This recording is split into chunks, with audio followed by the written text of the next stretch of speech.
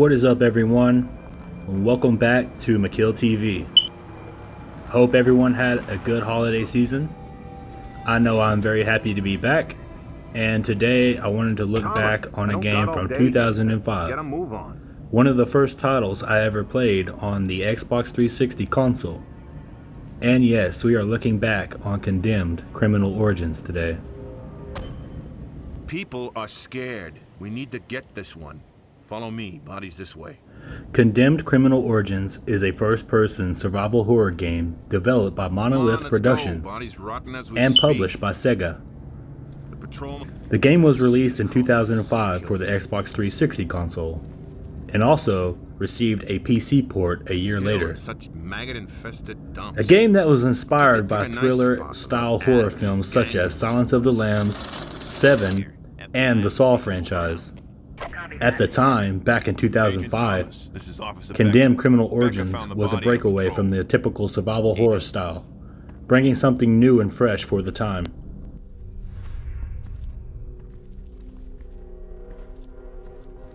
Upon release, Condemned Criminal Origins was met with moderately good reception from players and critics alike, many citing the lack of progression and loose ends in the game's main story as being its biggest fallback.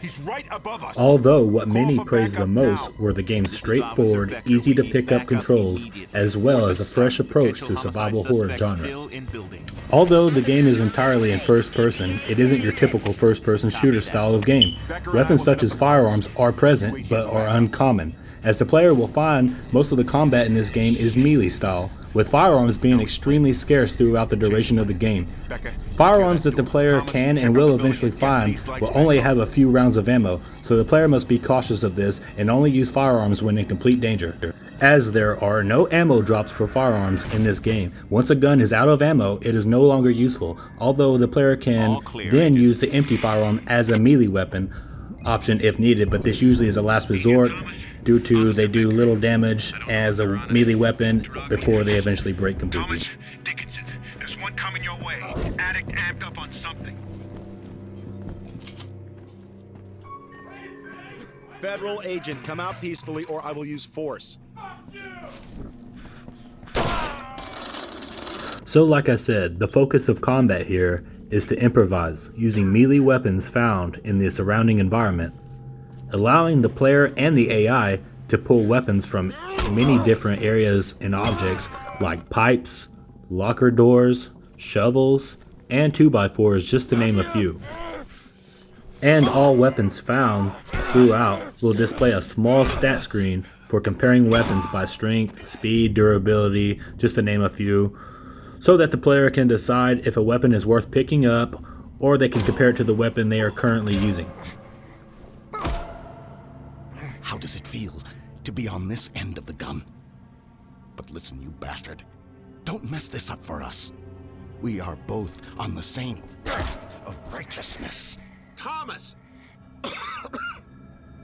And the path takes strange turns. Police! Drop the weapon now! Be ready for death, Agent Thomas. It shall come visiting again.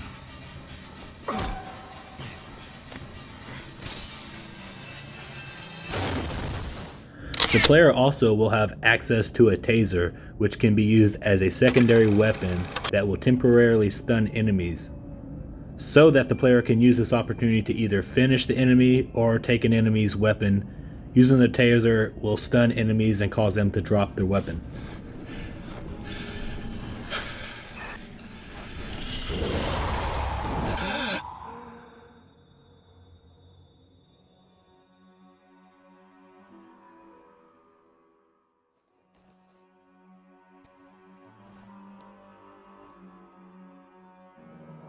Hello, Ethan.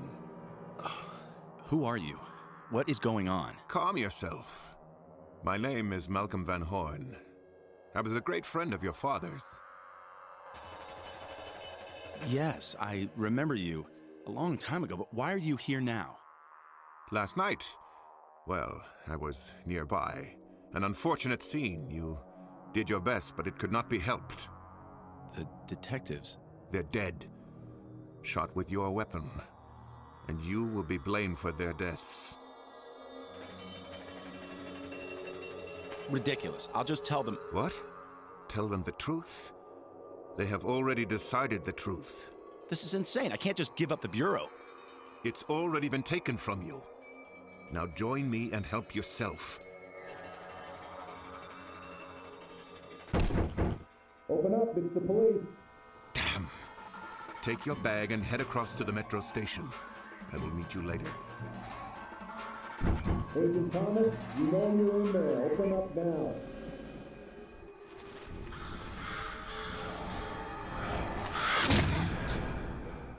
Ethan, you must trust me. I am here to help. Now go. So, as you can see, you the player are in control of Agent Ethan Thomas, an SCU detective who was called out to help out on a crime scene. But as we've seen, the killer was still on the premises and was able to attack Ethan and take his gun, which he then used to kill 2 detectives. After Ethan was thrown through the window of the building, he wakes up in his apartment alongside Malcolm Van Horn, who was a friend of Ethan's father, who then tells Ethan that he is wanted for the deaths of the 2 detectives that the killer murdered with Ethan's gun. Ethan is determined to prove his innocence. Although throughout the game, his sanity seems to be slipping away from him as he suffers horrific visions along the way. And all the while, he is forced to fight to the death in self-defense with drug addicts, criminals, and violent territorial homeless men and women who seem to be unexplainably going insane.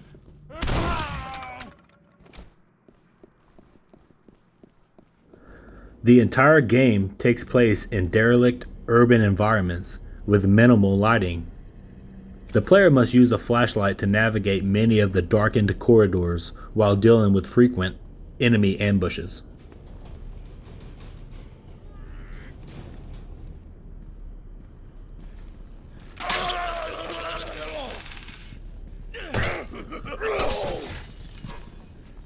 Throughout, the game can become a little bit repetitive, having Ethan constantly working his way through abandoned buildings and similar looking corridors, fighting off enemies while seemingly on the heels of a serial killer.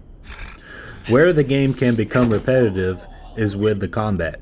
It's fairly the same throughout, mostly with melee combat with a few firearms as we mentioned earlier. But as you've seen, Ethan will come across different crime scenes where Ethan will investigate an area with forensic tools, collecting evidence to send to his support worker named Rosa, who can almost instantaneously analyze evidence on the go with Ethan as he continues to pursue the game's main villain named SKX, or better known as Serial Killer X. The crime scene functions can be used to solve puzzles or unlock previously blocked areas of an environment. Examples of evidence that Ethan can find are things like fingerprints, handprints, fibers, fluids like blood or plasma, as well as documents or potentially body parts. The game always makes it obvious to the player when in a crime scene area. A prompt will display telling the player to investigate, and it even picks the correct forensic tool to use in the crime scene so that the player doesn't need to worry about if they are using the correct tool or not. Like I mentioned previously, the game's main antagonist is Serial Killer X, or SKX, who is hunting down serial killers that Ethan was previously searching for, killing them by the methods that they themselves use. Later in the game, the player will find out that it is revealed to be that SKX's real name is Leland Van Horn, and he is the nephew of Ethan's friend Malcolm. Malcolm believes that Leland is being influenced by mysterious, mutilated humanoid creatures that are causing an increased insanity throughout Metro City. And speaking of Metro City, Condemned Criminal Origins is set in the fictional American city of Metro. And as we can tell, Metro City is a rough place, with many derelict abandoned areas, which is a perfect setting for criminal activity. And throughout Metro City, many homeless and drug addicts seem to be going insane for some reason not explained until the sequel title Condemned 2 Bloodshot, which furthers this narrative as the story gets much more deeper into what's going on in the city of Metro. And we'll talk about Condemned 2 Bloodshot sometime in the near future. But here in Condemned Criminal Origins, it isn't explained too much, as the focus here is mostly on Ethan Thomas's story more than anything.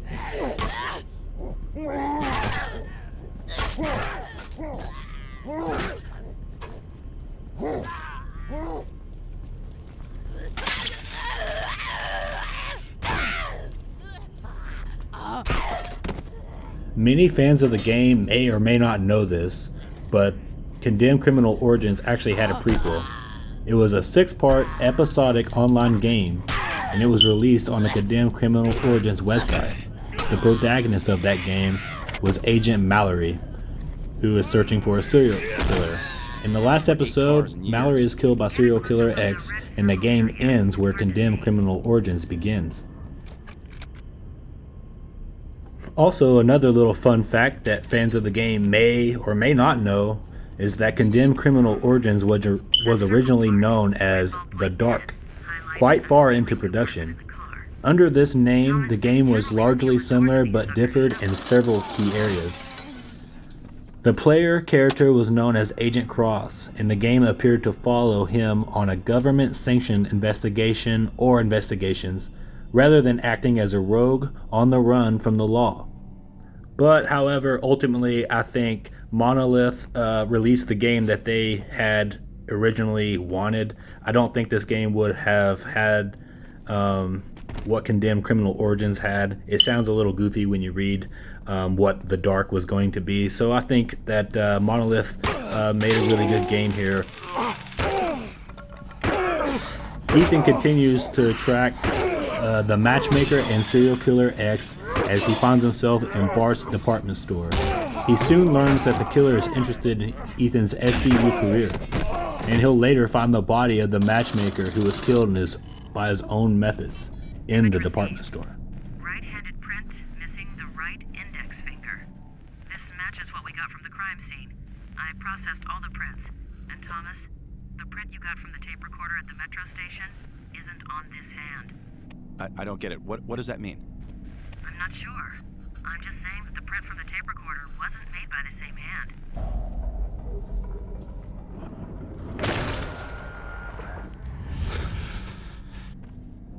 The replayability of Condemned may differ amongst players. It's really dependent on how much you, the player, actually enjoyed the experience. And I say this because, well, this game can be completed fairly quickly, as the game's runtime is about 7 hours on the first playthrough. But that may be cut to about 5 hours on a new playthrough, due to all the levels being linear and the difficulty not really changing much. Although, the enemy AI can throw the player some curveballs, especially on the first playthrough. But it's actually fairly easy to time an enemy's attack after getting a feel for this game's AI. The game features 10 chapters along Ethan's journey that can be replayed after completion.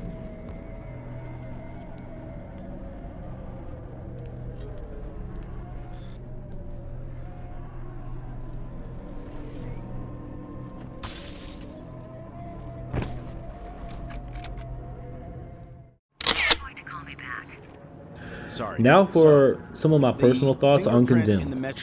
I really liked this game and really enjoyed several playthroughs of this title.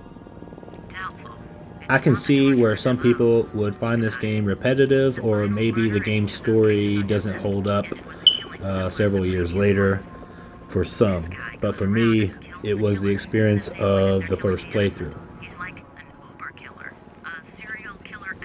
I remember seeing gameplay footage for this game back in 2005 and thinking, this game is exactly what I look for in survival horror. It nails the atmospheric tension of classic survival horror games we all know and love. But once again, for 2005, we hadn't really experienced anything like Condemned before this. At least I hadn't. All right, so I've got to The game find for the me torturer captured the and save his grittiness ass and the so the new rundown killer crime doesn't city kill him. feel of a game like Rockstar Games' Manhunt, Yeah, well, which I I'm no longer love, an agent. but it was uniquely different and immediately stood out like a sore thumb for all the right reasons.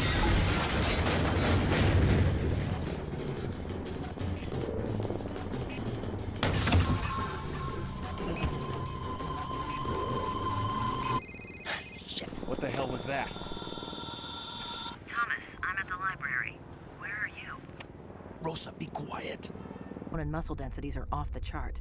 You have a reputation for being tough, but who knew? You also have a hyperactive serotonergic system in the brain. What that means, I have no idea. And lastly, there's a chest x-ray that's been redacted. Redacted? Yeah, right where your esophagus and larynx are. Someone's blacked out the x-ray and added the notation, see subject's PR56. A PR56 is a special addendum to a personnel record, and yours is classified black.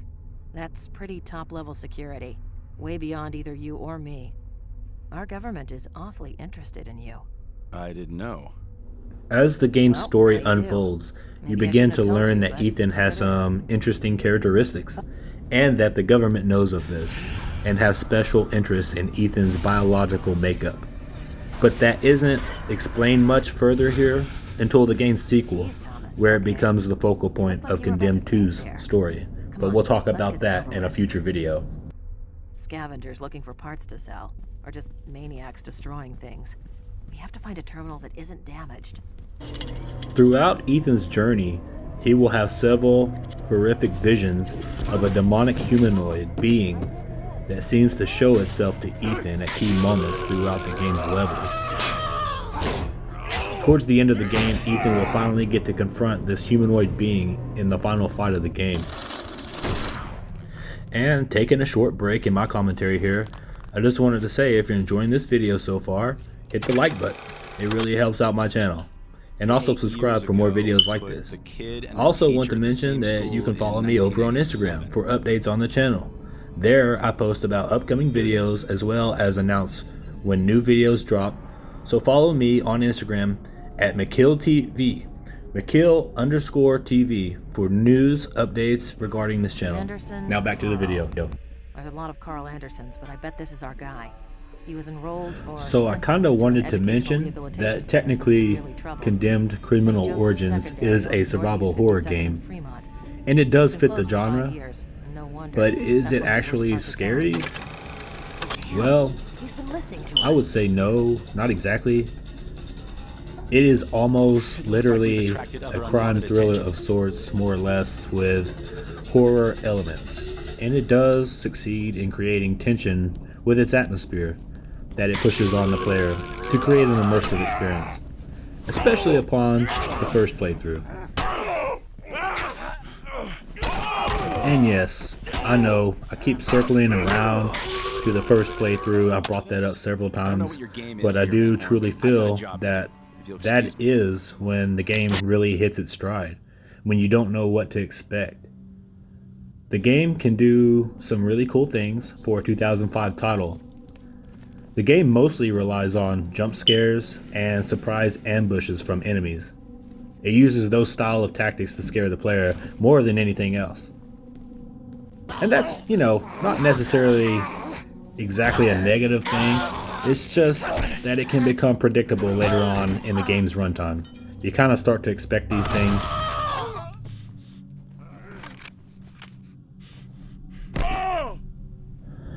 And I also wanted to mention this game's soundtrack. The ambient music and environmental sounds that haunt the player throughout each level of Condemned.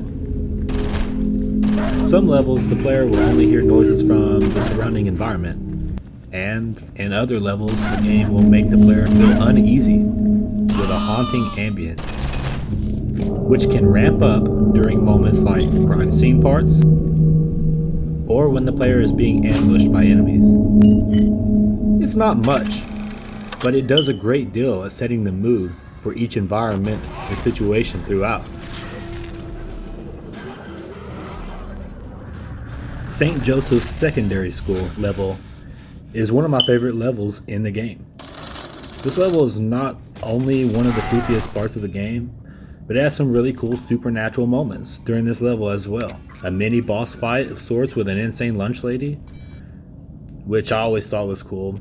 Also, this level has one of the best jump scares in the game, and it really does a good job at hitting the player with that. Thomas, have you looked inside?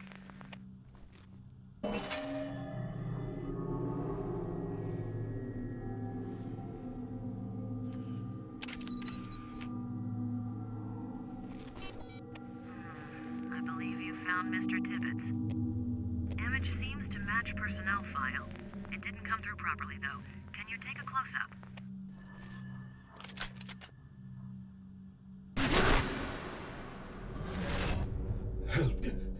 Help me. Help is on the way. Who did this to you? Carl Anderson. The torturer. Okay, take it easy. Do you know where he is now? Other man came to Carl away. Left me here to die.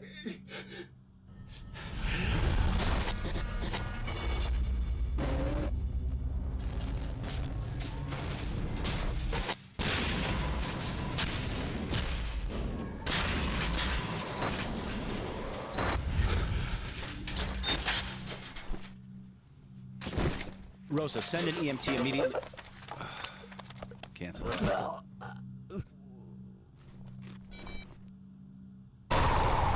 Shortly after this, Ethan is tossed around one of the corridors of the school by an unseen force.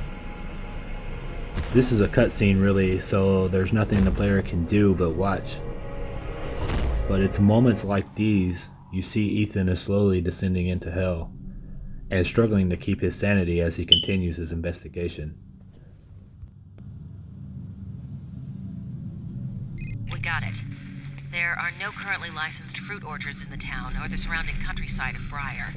But there was one once. Appleseed Orchard, just outside of Briar on Route 4. In business for 40 years, but closed its doors just 10 years ago after a tremendous outbreak of apple maggots. The orchard never recovered. Curious, though. County deeds show it's owned by an out-of-state real estate. So why are you in on this? I have a sense of responsibility. I needed to help. Help? You mean with my investigation? Yes, among other things. There was a time I thought I was the best investigator the Bureau ever had. Now it seems they were interested in me for other reasons. What do you mean? I saw my file. Apparently I'm some sort of circus freak to them. That may not be helpful. I wonder how much they know of what is happening. I would stay away from the Bureau as long as I could. It's not like I have much choice, since they still think I killed those two officers. Their deaths were unfortunate, but maybe it's best this way. Best? You seem to know a lot more about what's happening than you're letting on.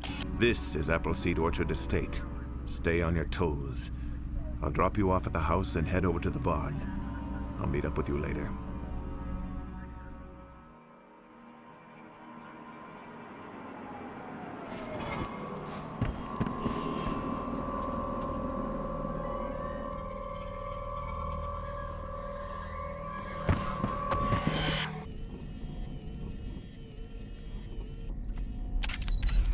Ethan and Van Horn arrive at Appleseed Orchard, which is the second to last area of the game. Here, Ethan will investigate more crime scenes and will have to solve a puzzle of sorts, before later on in the level being confronted by Serial Killer X, where he and Ethan will fight in the hallways of the Appleseed Orchard house, Why? after which Ethan is captured by the killer and taken to a barn nearby. Maybe, but I don't know. Seems more to it than that. After Ethan investigates the Appleseed Orchard entirely, he is ambushed by insane thugs and squatters, after which Ethan will find the body of Carl Anderson who is believed to be the most recent victim of SKX. After which is when Ethan and the killer fight it out. Not much to this fight. It's pretty much like any other combat in the entire game as far as the fight is concerned. The player needs to simply stay alive until they deal enough damage to cue the cutscene. Like many combat scenarios during this game, the best tactic here is to stun lock SKX and continue to attack until enough damage is dealt, after which a cutscene will be shown. After dealing enough damage, Van Horn will hit Ethan with a shovel, knocking him unconscious to keep him from killing SKX. As you can recall earlier in the video, Leland Van Horn is SKX's real name, and he is the nephew of Malcolm Van Horn. Please listen to me. I am here to help. You are not yourself. You are not in your right mind. Let me help you. I know of what I speak.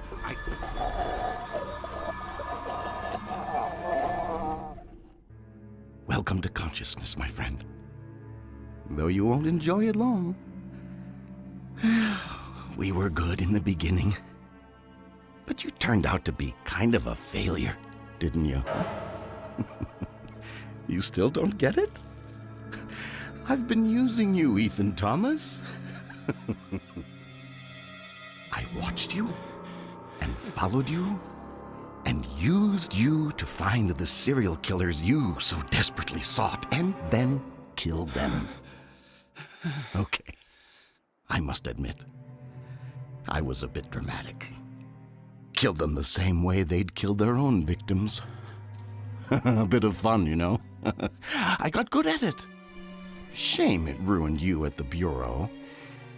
But some things are unavoidable.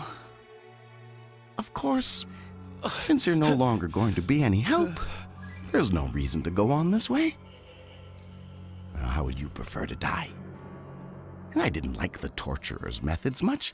Too risky. Perhaps a slit across the throat, like the roadside carver. Short and sweet. Or maybe the bone cutter.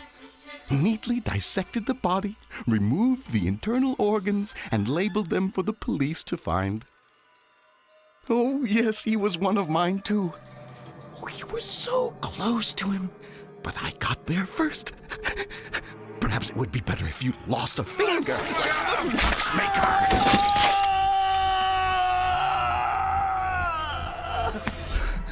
Quickly! You must find and destroy it.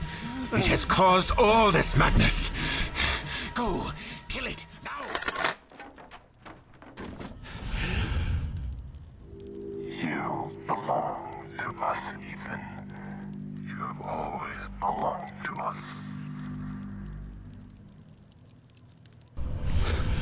Now Ethan seeks out an end to all of this, as it becomes apparent that the demonic humanoid being that Ethan has seen periodically throughout the game is the reason for all the chaos that has been happening in the city of Metro. These humanoid ninja-like demon beings are a part of some strange cult that is responsible for all the violence in the city. Ethan seeks them out for one final fight to end all the madness. Ethan will face with these beings in the final level of the game. Here, combat is still the same. Ethan is forced into melee combat with these beings, and the fight really isn't too difficult. Ethan simply needs to stun lock these enemies over and over till they are down.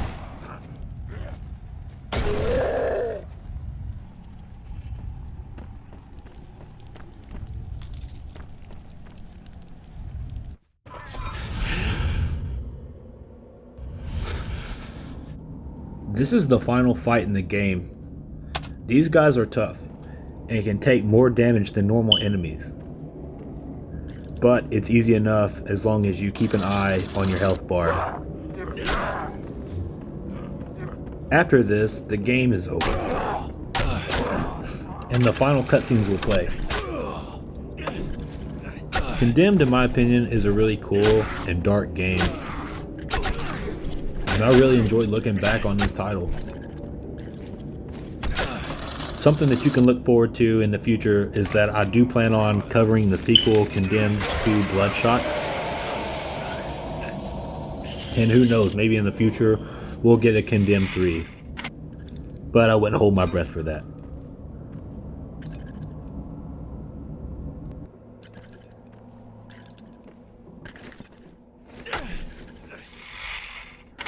This has been a McKiLL TV presentation of Condemned Criminal Origins, a retrospective.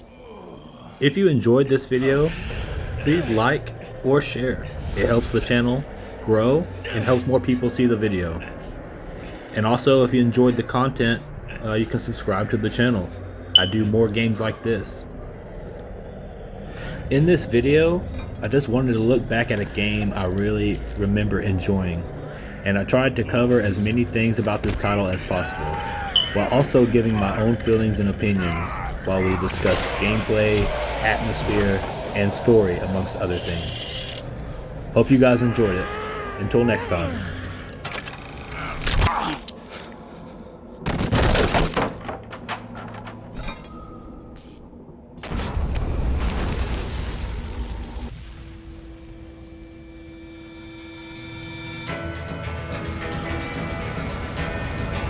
Malcolm!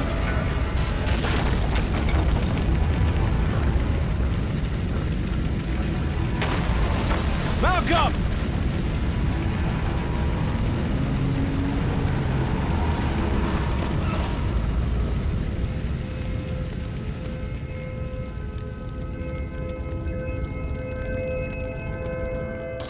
I can never go back, can I? No, not to the Bureau, not to your old life. Thomas, you have looked into the face of hate, the visage of evil. Know that hate is in your soul, too.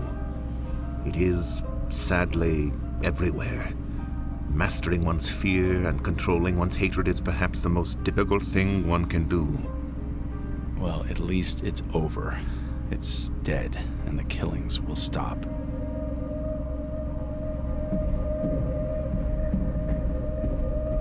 Stop the car. No, you still don't understand. He's done unspeakable things, even though those he killed were killers themselves. But he isn't responsible. He's not in his right mind.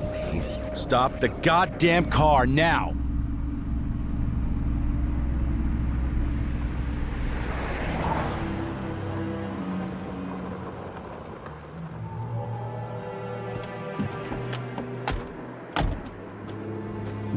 Open the trunk. Thomas, don't! He was a good boy. We were all good people. We were able to fight it back, most of us. My nephew was not as strong. He fell victim and destroyed so many things. We fought to save him. I must continue to do so. I don't care whether the sick fuck is in his right mind or not. Think of what you are doing. Both of you have a chance for redemption. Redemption? Listen, old man, you used me just like he did. You used me to save your precious nephew, a serial killer. You're no better than he is.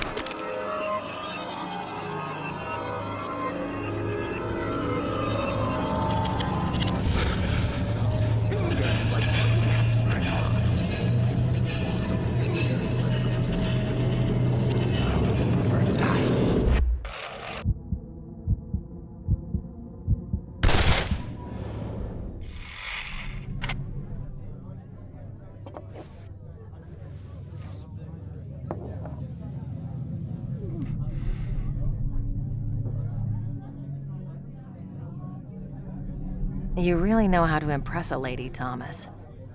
Around here, people keep to themselves. Why the lay low routine? I've been cleared of the murders, but my suspension has got me thinking. I guess I don't know who to trust anymore. Yeah, tough break. Man, you look like crap. Yeah, I've been better.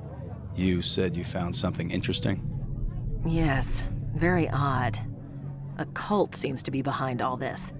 We can tie them to the deaths of the serial killers investigated by your department. A cult? The man responsible was Leland Van Horn. Yes, I know. He manipulated both you and us, but where is he? We have no Leland Van Horn in custody. Look, I explained all of this in my deposition to the Bureau. But a lot of unanswered questions remain, Thomas, which brings me to why I'm here. Maybe we could make better sense of all this if a few more were found, but under the circumstances, you did well. Anyway, the results suggest a group may be behind all this, and lots of other criminal activity around the city. Do you know anything about this? Who these people are? Are you affiliated with them in any way? Rosa, can I trust you?